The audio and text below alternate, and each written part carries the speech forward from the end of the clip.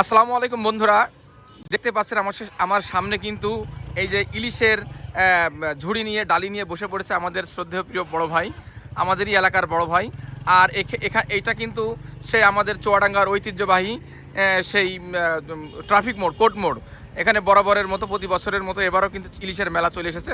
আজকে আপনাদেরকে আমি একটু দেখানোর চেষ্টা করছি ইলিশগুলোর সাইজ কেমন এবং এই ইলিশগুলো কত টাকা করে। আর এই ভিডিওটা বানানোর উদ্দেশ্য যে আপনারা যারা এখনও জানতে পারেন নাই, বুঝতে পারেন নাই যে চুয়াডাঙ্গাতে আপনার ইলিশের মেলা শুরু হয়ে গেছে, আপনাদের জন্য ভিডিওটা মূলত। এই যে এখানে যে ইলিশটা আছে এটা কত ওজন হবে, কতটুকু ওজন হবে ভাইয়া? এটা 550 গ্রাম 600 গ্রাম ওজন হবে। এটা হাত দিয়ে দেখান তুলে। 550 গ্রাম 600 গ্রাম ওজন। এটার কেজি কত করে রাখছেন?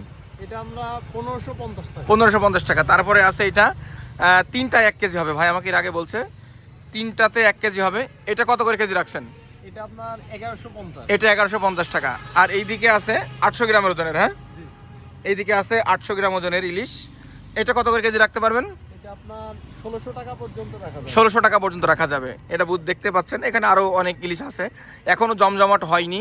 এই একটা দোকানই বসছে মাত্র, বড় ভাই একটা দোকানই বসা হয়েছে। কালকে থেকে ইনশাল্লাহ আরও মনে হয় জমজমাট হবে।